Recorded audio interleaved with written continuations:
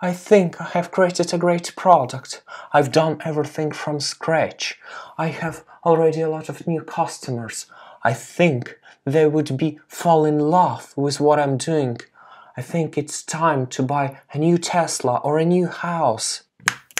Wake up! Hey guys, my name is Babych and I'm founder and CEO at Limit, software consultancy and development. And in this video, I'd like to share with you how you could save up to 60% on your software development expenditures if you want to do product from scratch by doing just only proper competitor research. So let's start.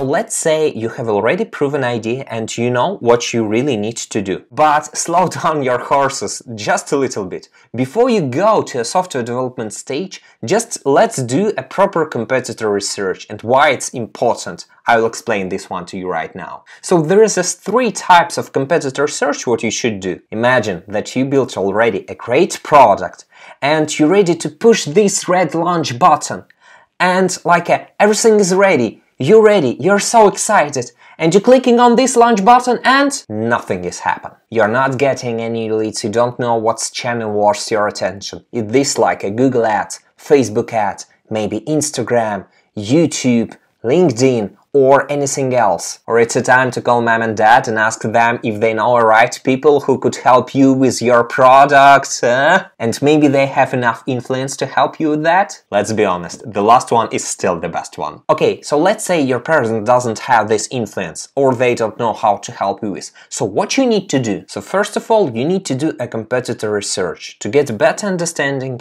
what kind of ads they're running, how do they do their marketing, and what kind of perhaps maybe even a keywords they're using on a Google AdWords. Is their name, it's I don't know, maybe a well-branded name, and you could buy their branded traffic and save a lot of money on that. So there is a lot of different special services which would help you with that. But let me give you three of them, which I think the best one. It's a SimilarWeb, AppTweak, and SEMrush. So what kind of information you need to track from these sources? First of all, you need to identify do they have landing pages for their different products. Second thing, it's you need to identify how they are doing their email marketing campaign, because it's really important for you to get better understanding which of these channels is the most powerful one. You could easily subscribe into their email campaign and get their emails and identify what's going on there. What else? So also you need to identify via these tools what kind of keywords they are using in a Google Ads. Let me just give you an example. Imagine that you're a local moving company in Chicago and your standard keywords that you would gonna definitely buy would be something like I move from Chicago to New York or something like that. And each click of these keywords would cost you something around 30 bucks. But your smart competitor is not using these keywords because they're too expensive for them. And what do they use? Your competitor is buying keywords something like how to package things when you are moving. And this keyword will cost them something around 2 bucks. You see, it's a smart strategy because they not just buying these keywords, they are using these keywords and putting their audience to a specific landing page where they're explaining how you could properly package your boxes and things like that when you're planning to move, and I don't know, maybe some kind of additional tips and things like that. So you see what they're doing? They are giving them educational materials up front because they know that this customer would definitely gonna be their customer in 1 or in 2 months, but it's much more cheaper to buy these kind of customers. Next big thing, it's you need to know how your competitors is doing a communication with their customer through the user interface. It's crucially important. Let me give you another example how these services is doing communication with their customers, and it's insane. So I started using an AppTweak a long time ago, and at the beginning they asked me to add my credit card information. They charged me $1 and then they just do a refund. But when it comes to time, when they need to charge me a standard subscription fee, they wasn't able to do that.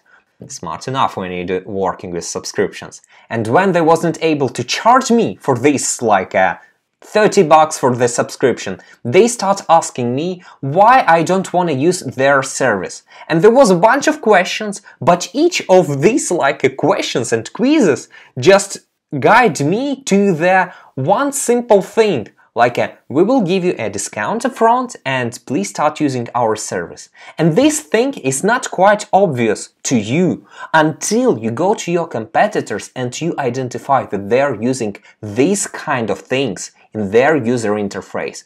And you know what I've done with the app tweak? I've subscribed because like a 50% discount, it's still a great deal, right? Another thing is a bit more complicated. It's a user flow research. So let's say you want to make some kind of food delivery app and you don't know what kind of things you need to do in this app, what kind of steps in the user interface should be implemented, how grab your attention of your customers, or where should I add these offers and deals and so on.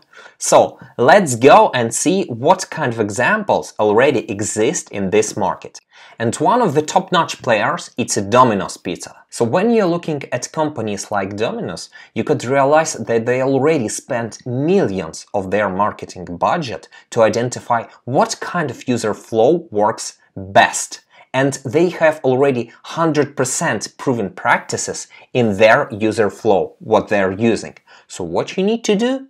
You need just copy it. It's really, really simple. Because at the beginning of your startup, you don't need to reinvent the wheel. You just need to copy the best practices from the market. And then you could add your unique idea, your unique value, and so on. That's it. It's so simple. Okay, so let's summarize. You should do a marketing research of your competitors. You should identify user flow of your competitors. And you should look at really big companies who's perhaps your competitors or perhaps not your competitors, and look at their user flow and try to copy it. Because the thing is that these simple steps would help you really save up to 60% on your development expenditures. Because once again, you don't need to reinvent the wheel, especially at this stage. Okay guys, I hope this video was useful for you. So click like, subscribe on the channel, don't forget to click on this ring bell button because it would help me promote this video for these YouTube algorithms. And lastly, don't forget to drop your comments down below if you have any questions. See ya!